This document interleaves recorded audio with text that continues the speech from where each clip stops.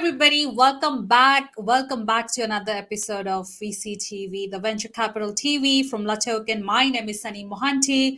I am the host and moderator of VCTV. I'm going to host today a topic about impact, investments, and social responsibility. So this is a very, very interesting topic, very much relevant currently because of the pandemic, because of what's happening in the world, all over the world. Well, whatever happening in the world. Sorry about that. So because I just saw the news about Afghanistan, it's very fresh in my mind. So yeah, it's a very relevant topic, need of the hour, and we're going to discuss with our panelists today. So let me introduce you to our speakers. So here we go. Hi, everybody. Hi, Gary. Hi, Kartik. Hi, Dr. Srikant, Raghu. And we have a new speaker who just joined VCTV Asia, Singapore, Ingo, for the first time. Hi, everybody. How are you all? It's like for the first time I'm seeing you all together. You guys, you are still on mute. I said just one big happy family. Yes, back again. I guess Raghu traveling, and Gary, you're not in Miami. You were somewhere else. The Kartik was traveling as well, and Ingo just joined the family. So good to have a full house today to discuss impact investments. So let's have a quick round of intro. I want to start with Ingo. So we want to know, because Ingo, you've just joined us for the first time. Other speakers are regular speakers of VCTV, like a part of our VCTV family, so as to say. I just want to know what do you do, what space do you invest in, what stage do you invest, and which country you're from. Let's just start with you. Yeah, thank you for the opportunity to join you. I'm Ingo. I'm from Capacura, and Capacura is an early stage investor based in Europe, Germany, and the city that we are most near is Cologne, one of the oldest cities here in Germany. And we invest in startups in the early stage phase. So after the company is founded, and before the larger VC funds can invest. So in terms of money, we typically invest between 100 and 500,000 euros.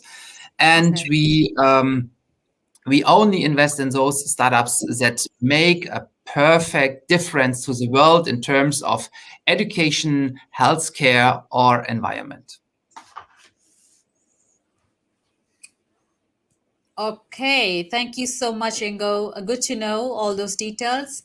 Next, I would like to go for Gary Fowler. Yeah, sure. Great to be here. Great to see some familiar faces and, more importantly, friends. So my name's Gary Fowler. I'm a serial entrepreneur and investor. I've done 17 companies, have been involved in 2 unicorns.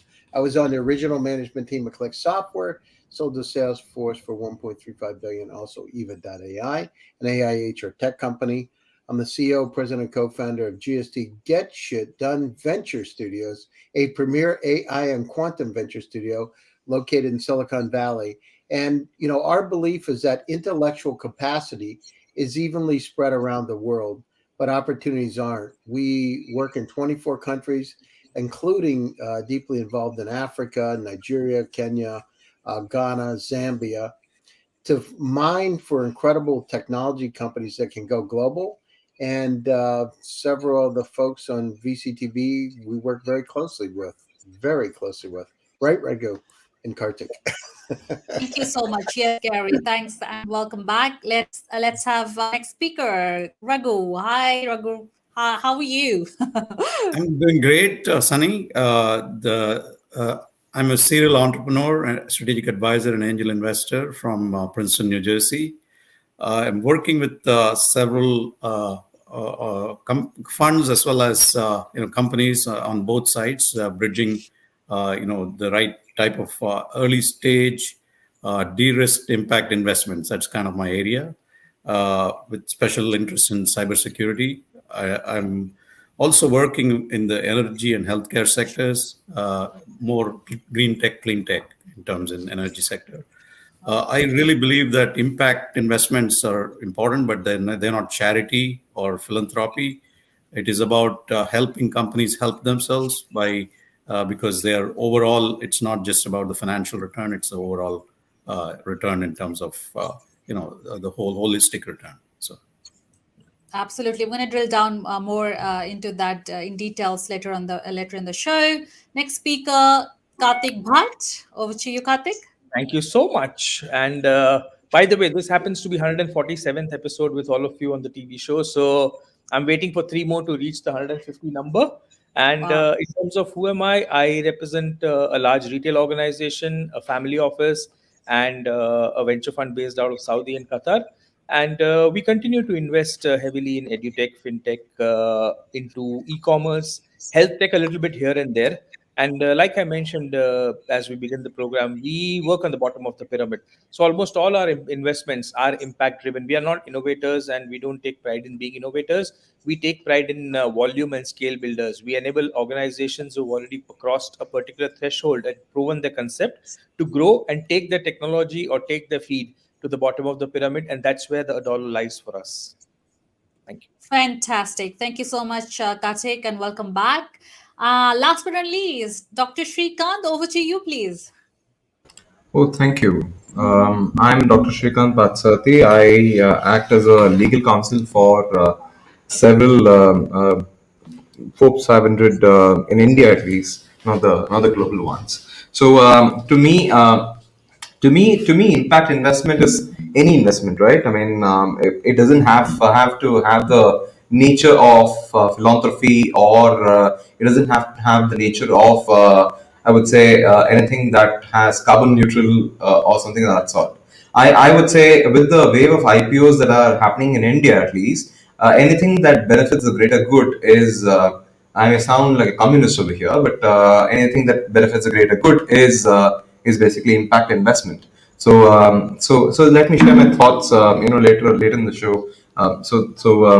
From that particular perspective, welcome everybody. It's a pleasure to be in such a brilliant panel today. Awesome. Thank you so much, Dr. Shrikant. So perfect. We are all done with the introductions, background about the speakers, and we know that they all of us are investing into the space somewhere, or legally we're involved in the space as well. So I would like to start a very simple question. Why impact investing right now? Why is it become more even relevant in these times? So we're gonna start with Gary. Let's start with you. Is that okay? Yeah, sure, absolutely. Well, I mean, let's just, I'm a country boy from Pennsylvania, so we always say, let's keep it simple. So, I mean, look at where we are today. The population of the planet is 8 billion. It'll go to 13.1 billion by the end of this century. By the year 2050, we're going to have to double the food supply in order to be able to feed the people on the planet Earth. And at the same time, 26% of the pollution is caused by farm animals. So we can't double the amount of farm animals. The global temperatures worldwide could be up as high as 8.6 degrees Fahrenheit by the end of the century also. So there are a lot of challenges that are in front of us, and we need to be able to address those challenges. At the same time, one of the things that's happened over the last 2 years is through this pandemic and the continuing pandemic is that we understand that the digital transformation is upon us, and that we can each participate in this world to be able to make it a better place. And having the StreamYard, which was founded in 2018, Zoom, which has over 400 million daily active users today. These technologies have allowed us to be able to do things that we have not been able to do before. And so it's really interesting. We focus on, helping on one side of it.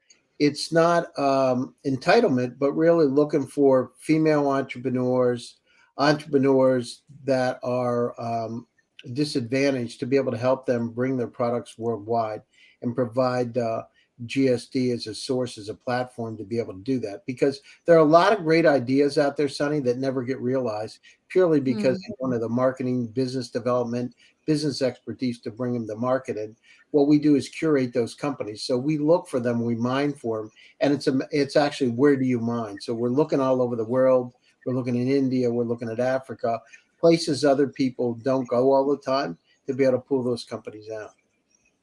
Absolutely. Thank you so much, Gary, for those opening remarks. Thank you so much. Let's hear from Ingo next. Yeah. So my opinion is that more and more people are sick of just earning money by investing in some stupid business. They understand that they can make a difference. And what is better than changing the world into a better place? Every person, every family wants the best education for their kids. That's education. Every person wants to stay healthy and safe, even in an older stage and even in higher age.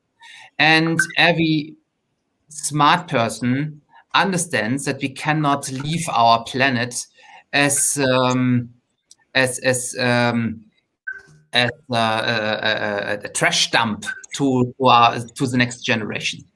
So these are things that people really want, and they really want to change in a positive way. And if there is a certain thing that people really want, there will this will create markets. And when you create markets, you can earn money. And is there a better way to earn money by changing the world for better? And this is, from my point of view, the main reason why we will see a massive change from conventional investment to impact investment. Great points there. We're going to drill down a little bit more on the differences between, impact versus how to make profit. Thank you so much, Ingo. I'm gonna next go with Kartik. Thank you so much, Sunny. So we have a very different take on impact investment. We believe that any technology or any innovation, only if limited to the top of the pyramid and select few, is not going to bring it either a financial revolution or economic revolution or a social revolution. For anything to bring in a mass change at different levels of the society, it needs to be democratized. And we believe any technology or any process which allows a latent development of any innovation taken to the bottom of the pyramid brings in a change. For example, edutech. While edutech, in terms of its evolutions, been there in the digital space for 5 6 years, but in the last 2 3 years, with pandemic around, it's gone to geographies as I would say not deprived, but as evolving as Africa and certain parts of Far East Asia. Cyber technology or cyber health, or for that matter, even fintech percolating to the bottom of the pyramid is where we see value creation happening, and that's where we believe impact investments or investments about nurturing and incubating those startups would add value, and that's where we operate to a very large extent. Absolutely. Yeah, we're going to talk about your investments in this space as well. Thank you, Kartik. Raghu, over to you, please. Yes, I see impact investments as addressing kind of existential issues. Obviously, climate change is the biggest one, but even things like the pandemic, which are affecting everybody globally, as well as the cyber pandemic that's going on with ransomware and things like that. So anything that is existential and future, that whether it's currently impacting people or very soon in the future, because some of these resources, as you know, are limited, and we have to figure out how to use technology to go to abundance, which is, as you know, Peter Diamond has been proposing that abundance technology as an enabler of abundance, and I really believe in that. So I think incubating early stage technologies that can get us to abundance, that's one of the important thesis that I look at. But of course, it cannot be the governments and others can do pure R&D, but we are looking for things that will actually provide a return to the investor as well. Absolutely. That's absolutely, totally agree. Return to the investors as well. So yeah, thank you so much for these opening remarks about impact investing. I just want to know, I was reading somewhere, the impact investors are increasingly adopting the United Nations Sustainable Development Goals, for SDGs, for short, as their own. So this can involve mapping investments to specific SGDs, or even more through strategic alignment to the design of financial products, specifically, as everybody says, for their achievement. but still I think we think that there is still a lack of awareness across the financial sector. As to what the SGDs are and how these impact investors should interact with them. I mean, we know all UN sustainable goals, no poverty, zero hunger, good health, well-being, edutech, good education for everybody, climate change, climate action as well. And Gary said financial inclusion and all sort of sectors. So let's just zoom in into all of these sectors, because I think Kartik's space is mostly in edutech when it comes to impact. So 100%. Kartik, just let Edutech us, and health tech. Only edutech and health tech. We tried yeah. clean tech, it didn't work for us. So we would like to know what are you doing in that space? How you're bringing that impact? So like I said, we work on a government to government basis with a lot of geographies. Now for us to, and any government to government engagement is a unique trade-off in terms of jurisdiction and in terms of regulatory impact. So we work with governments in building education infrastructure, health infrastructure, medical infrastructure, certain fintech infrastructure in a geography, and in return they allow us certain regulatory benefits to build either financial institutions or to build any regulatory or to build any retail institutions and geographies.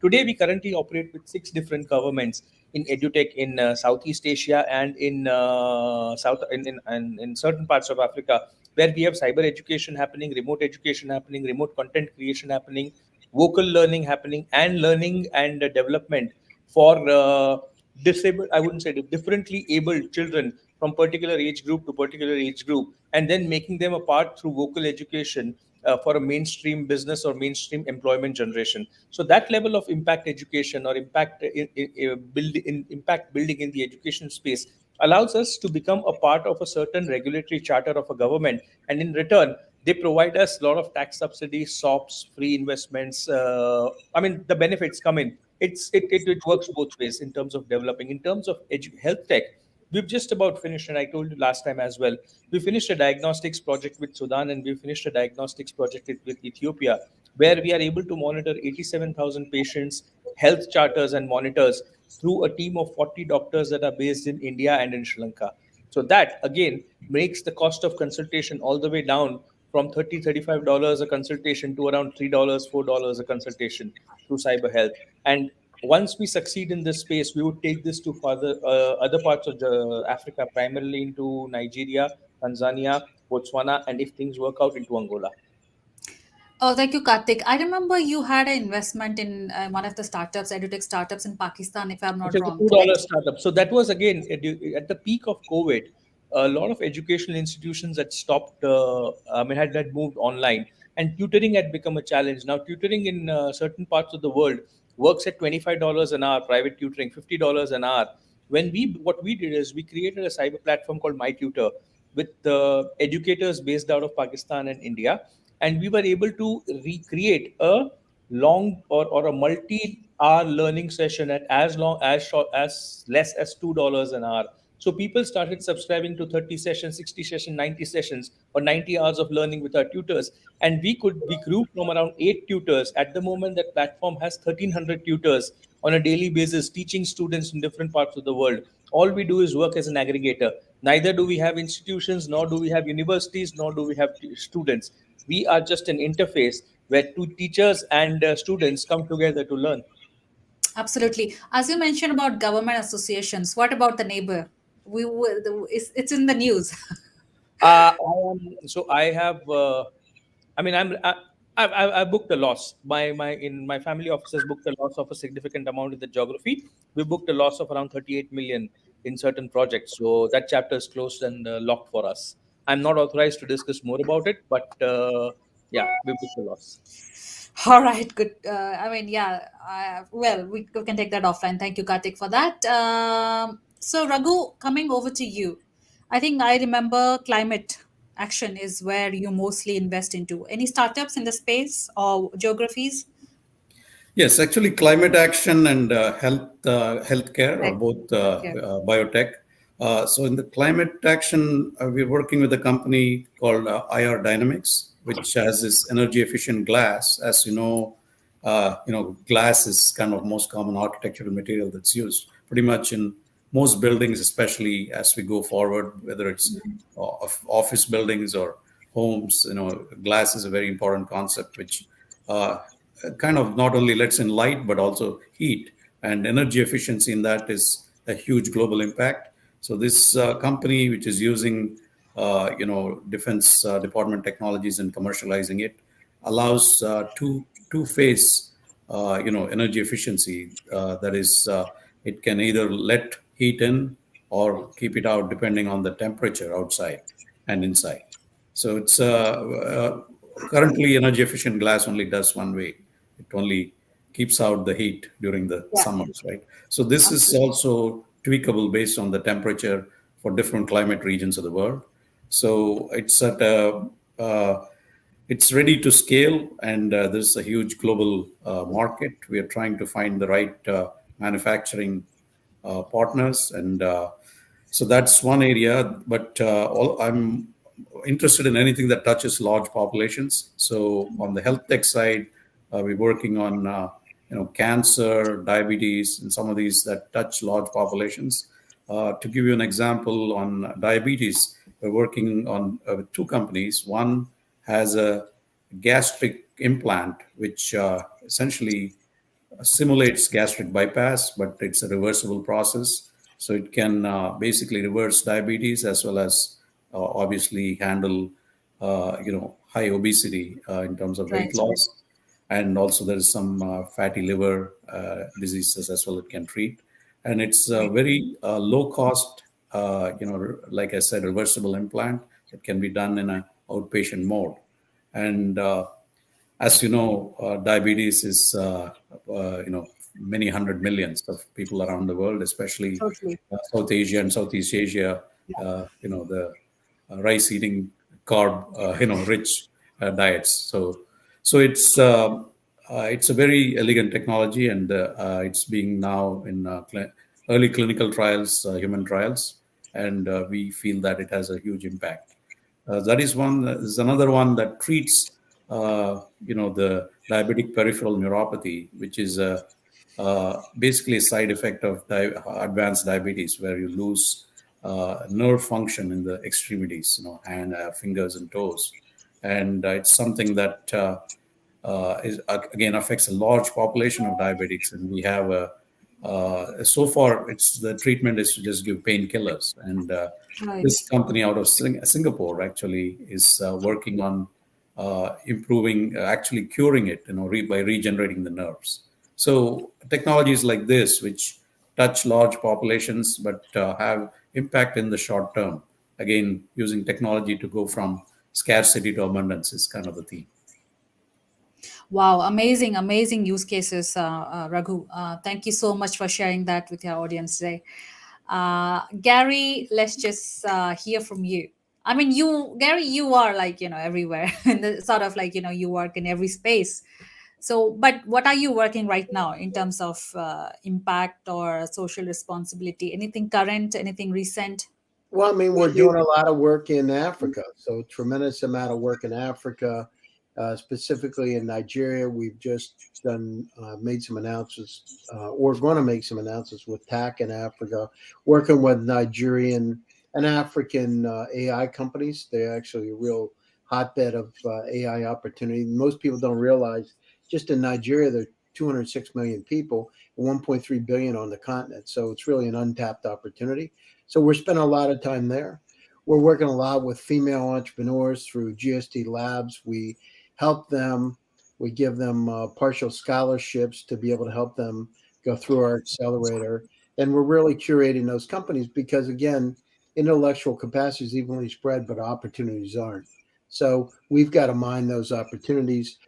We're looking at all kinds of impact investments, from everything from interesting weather technologies to technologies that can help with farming 4.0 to be able to get higher crop yields, technologies using the Internet of Things to be able to really understand what's happening and make decisions, because we're going to need to be a lot more inefficient to feed the expanding population. At the same time, with the global warming, Russia and Canada are going to become the breadbaskets of the world. And as we see with some of the tumultuous flooding that's happened in Europe, some of these changes have already taken. At the same time, our food supply is the Gulf Stream has started to slow down, right? And Yeah. when the Gulf Stream slows down, the food cycle slows, the amount of fish in the oceans slows.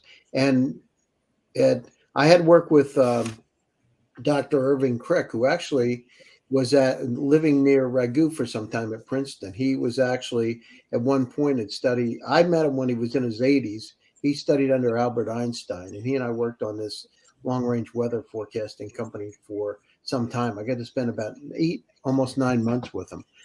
But he was telling me about this back in the 90s, what was going to happen. I'm like, come on, there's this global warming. This is not going to happen. He said, Gary, when it snows in the UK, you know that it started. So we just have to be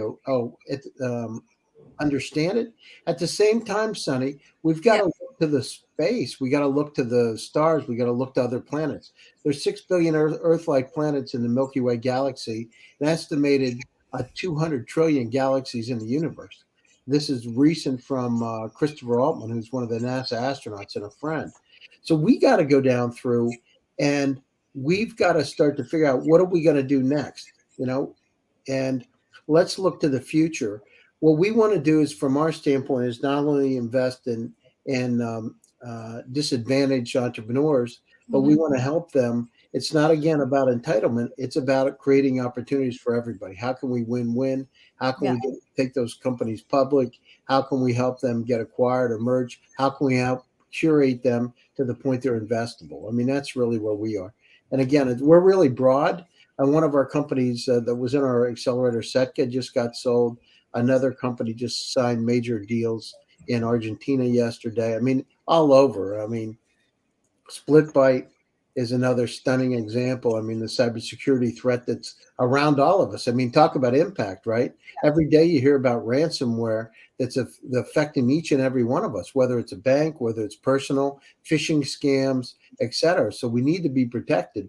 And as the world changes and the systems, quantum computers come more in line, we're going to have challenges. We better look at impact in all kinds of different ways. Absolutely. Totally agree. I mean, cyber security, cyber threats, oh my God. It's just blowing out. All right. Thank you so much, Gary.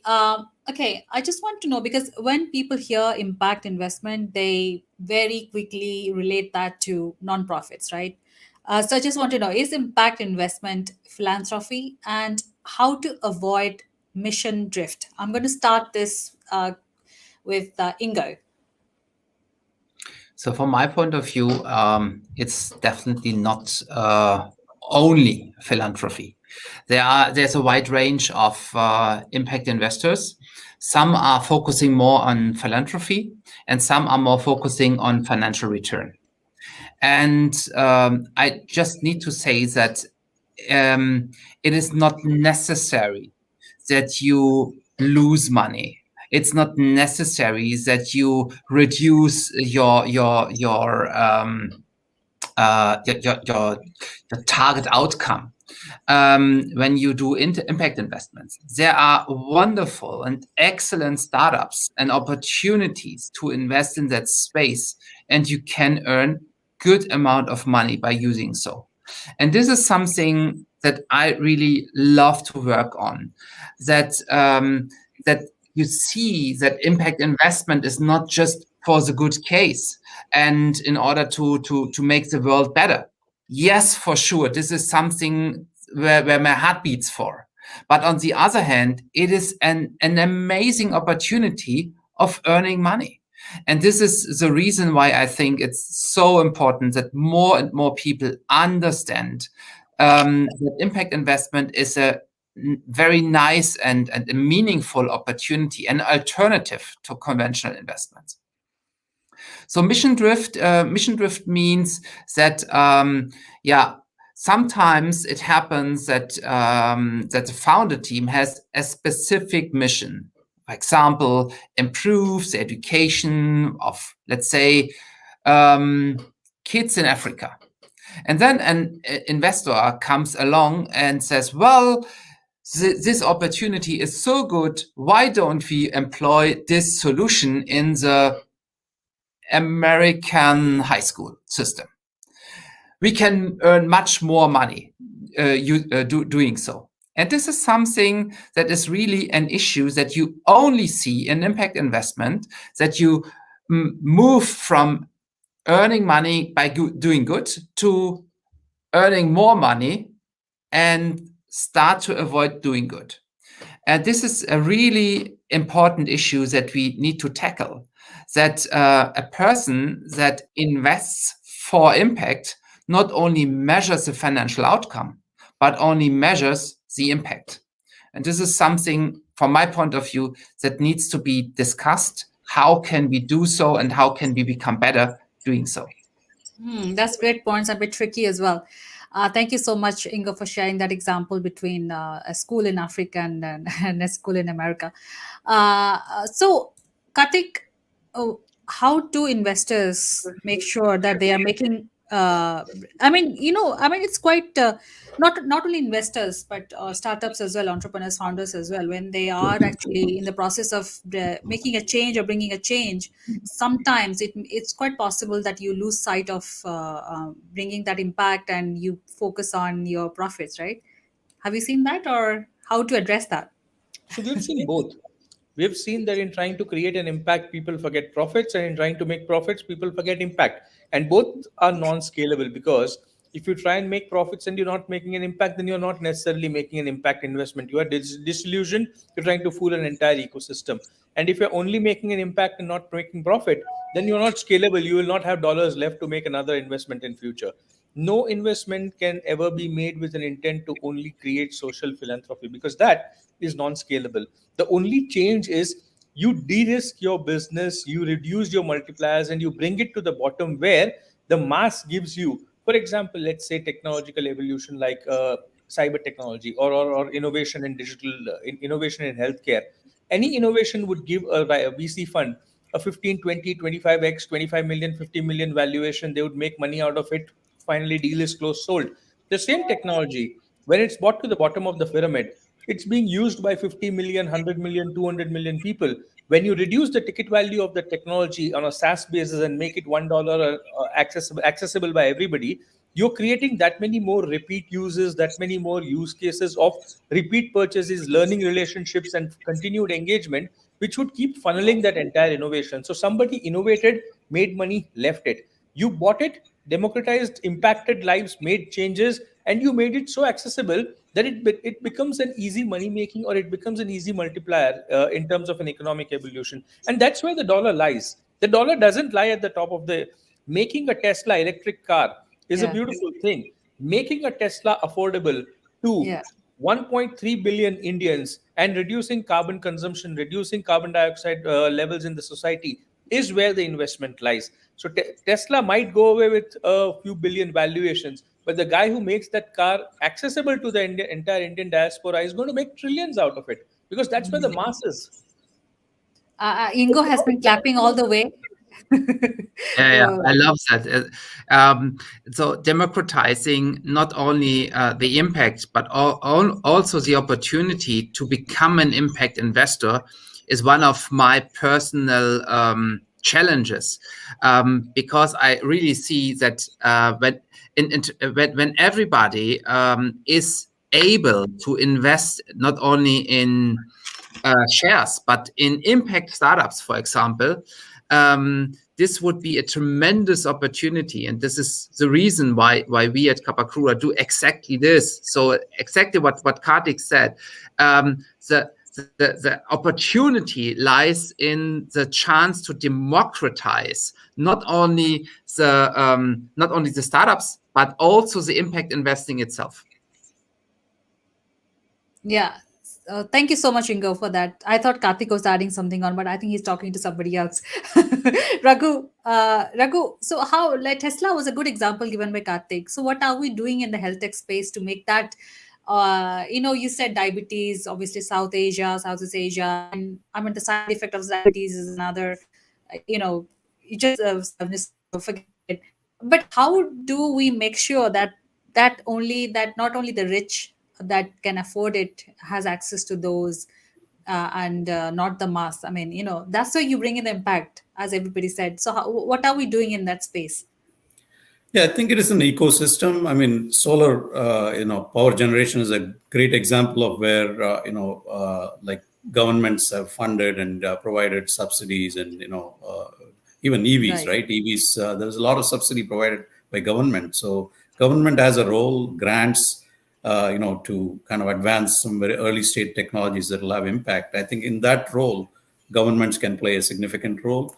But my focus is a little bit similar to what Ingo was saying, is to help incubate and accelerate technologies that touch the maximum number of people in Right. and whether it is wellness, whether it is wellness, alternative medicine, as you know, the pandemic, any kind of crisis always creates opportunity, and Yes. how can we use the crisis and bring awareness of things that people didn't really care about a lot of things until the pandemic happened, and it became an existential problem for everybody, right? So it's Absolutely. same thing that you look at the opportunities. How can you use technology to essentially make not incremental innovation, but really disruptive innovation?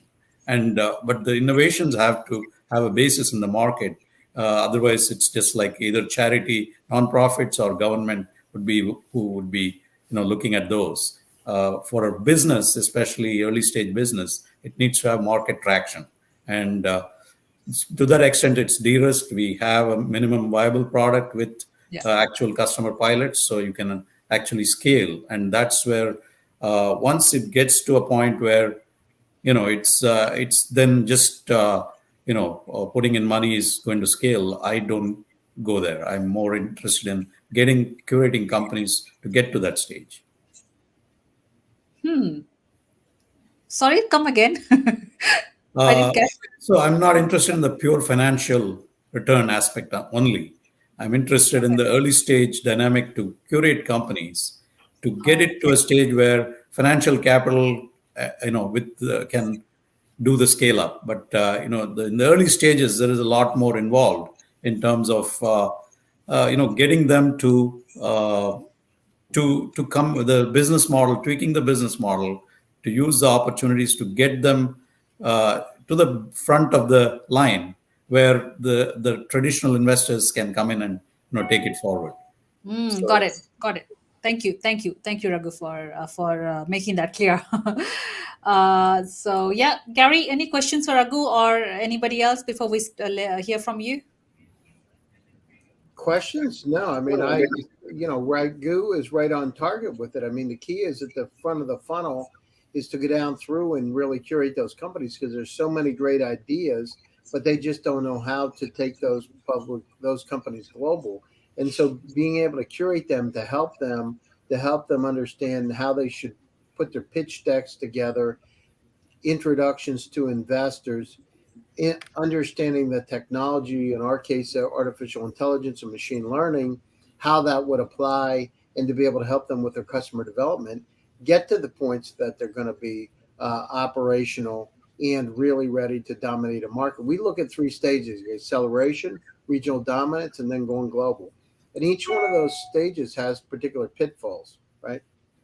So our idea is find those companies before other people do, because they have a whole lot more money than we do, identify their technologies, help curate them and develop a relationship, take them through most of the time they have some type of regional dominance, but really prepare them to go global. And not a lot of people are doing it, and not a lot of people are doing it in artificial intelligence and machine learning. All right. So that's about industry innovation and infrastructure. Okay. I just want to know, because I hear less of VCs in the space and more of family offices. So we would like to know why are there fewer VCs in this space, in the space of impact and social responsibility, and how can we bridge that gap that we see now? Kartik, would you like So to take that?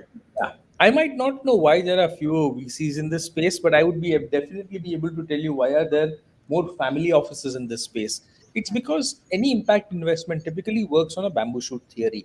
it takes at least, so if the life cycle of a project is a 4 year, it might take you 3.5 years gestation and continuous investments with no return in sight. And then suddenly in the last year, you might start seeing return. If it's a government funded project, the government will make sure that it milks you dry for the duration of the project. And then when it leaves you is where the money would start coming in. No venture fund without a direction or without a proof of concept would start investing in a project. And the kind of returns that you would get would never justify the kind of expectations that a VC fund would have. A typical family office like ours, for example, works on a 15-16% return. And if we're lucky, we get a 18% return. But we don't aspire for anything more than 18-19%. While a venture fund typically works on a multiplier. Now, bringing in a multiplier would mean pricing, would mean creaming off, would mean industry dominance, would mean innovation, which is not something you see too often in a startup or in impact investment. Yes, the top of the impact investment where a technology is getting innovated, you would see a lot of VC funds. For example, I was recently working with somebody who's developing silicon gel or silicon filament water balls, which means you don't need a plastic bottle. You can carry water in a ball which is made of silicon filament, and that reduces carbon consumption and all your decomposition issues by almost 82%. That technology was developed by a firm in Taiwan, and it got a valuation of around 80 million, and it sold off. But the guy who built that technology and took it to the entire Far East could not get that kind of valuation because it took him 4 years to make the technology reach to the entire Far East. So, depending on which side of the value chain or which part of the value chain you are, you would need to determine whether you are a VC office or whether you are a family office. Interesting, very interesting. So, Ingo, your thoughts on this? So I see lots of venture capitalists who understand that impact investment is a new normal. But it changed over time. So I would see it a little bit different than you actually see it, but maybe this is a regional issue. But what I do see is that more and more people really want that their money works in a positive, that their money makes a positive difference, that they not only invest in something, but into something meaningful, maybe something regional, maybe something that helps kids to get a better education or something like that. So this is I don't know how to translate this into English, but in German there's a word for it, a Bewusstsein, which means that people really understand. It's a new level of understanding that they see. Well, I can do something really meaningful by by doing a standard thing like putting money into my bank account or or buying some shares and stocks. And this is something, a kind of movement that just started. And not sure why we don't see so many VCs. Maybe they do their business because their business just works. But more and more private people tend to invest into impact investments. Great. So, Gary, is that a reason why there are less VCs? Because as Kartik and Ingo said, the returns, you don't see it immediately. Like, for VCs, we know that it's immediate returns. So is it because of that we see less VCs in the space?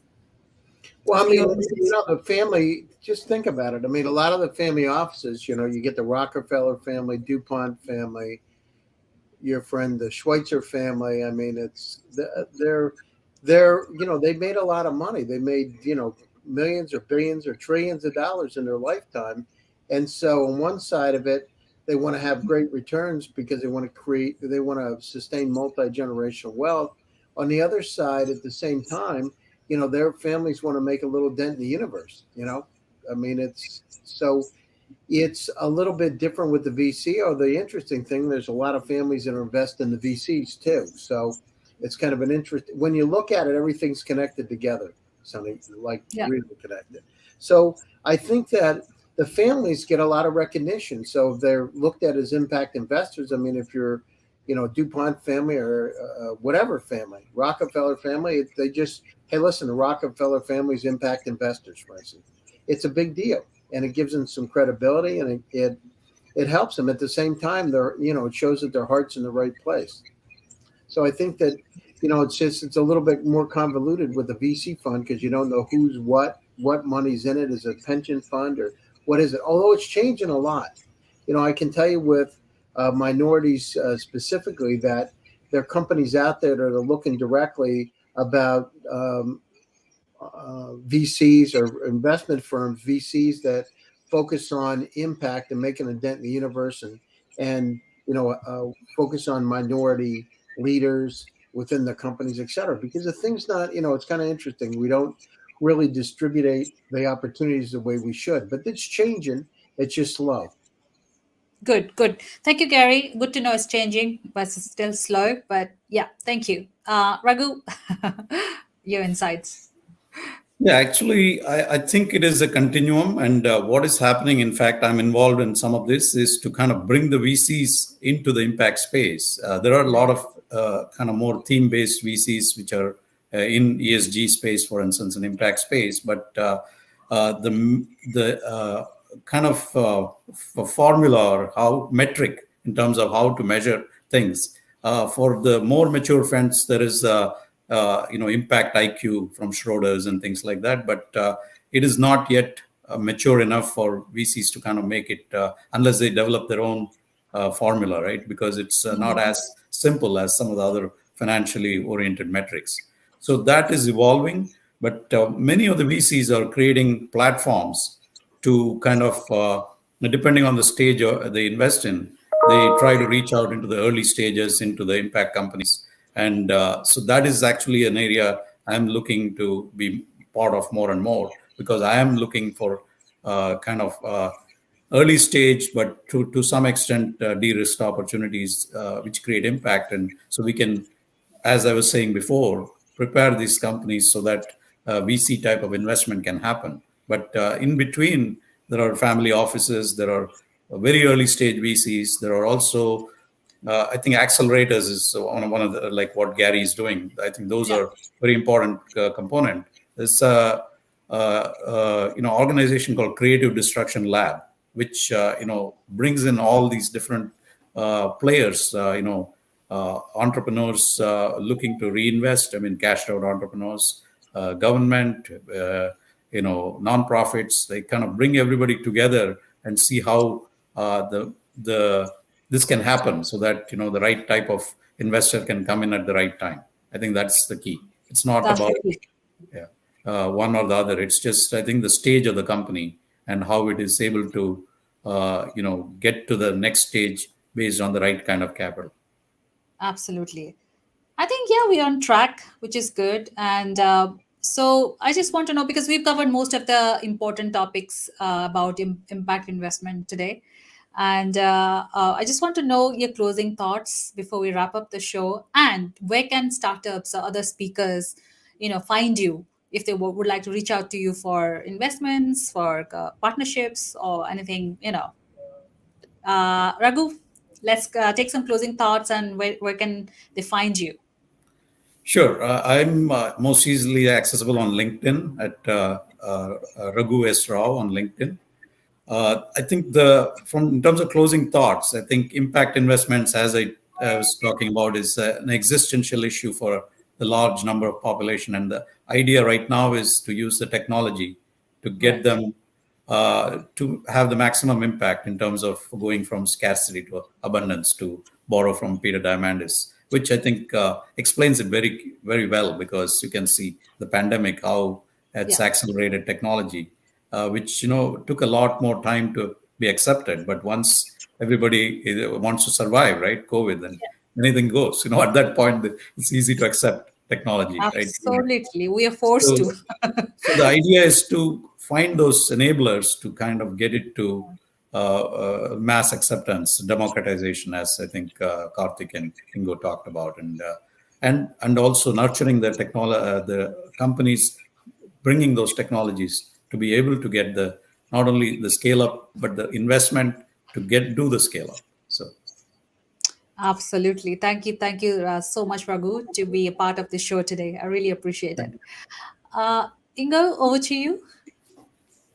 Okay, so final thought. It is so great to see that we share similar thoughts all over the world regarding impact investment, social responsibility. That's what I like quite much.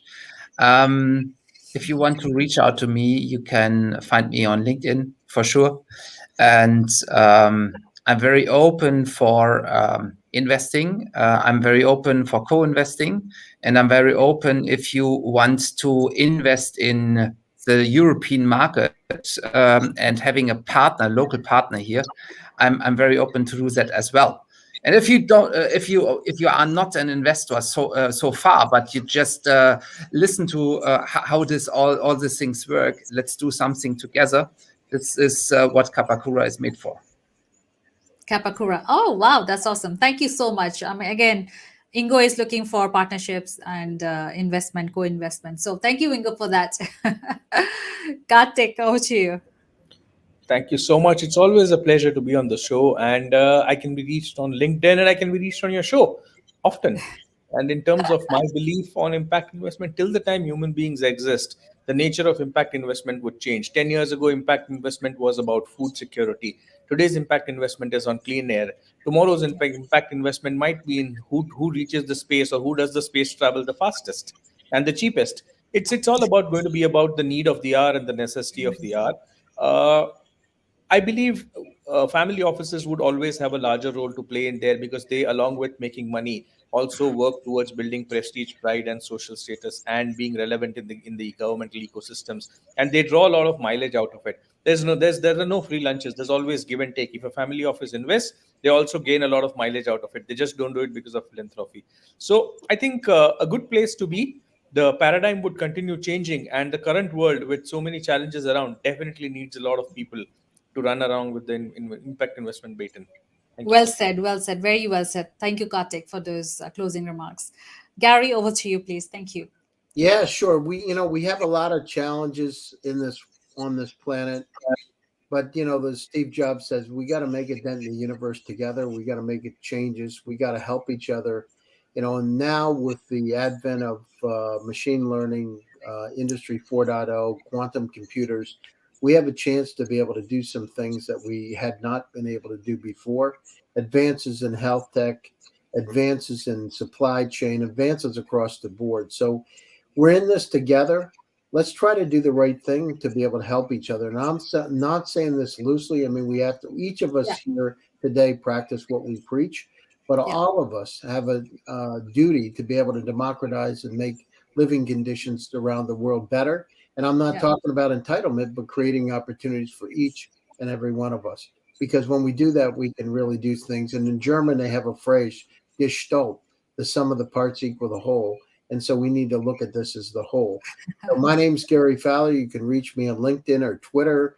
I'm on iHeartRadio. Have several shows. In fact, tomorrow I'll have the actress Zen Sams on again. We're going to be talking about some interesting topics.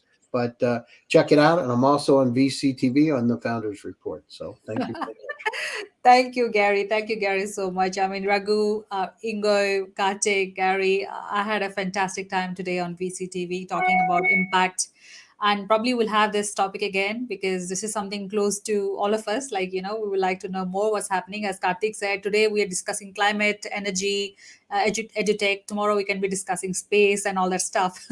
Another planet, as Gary says.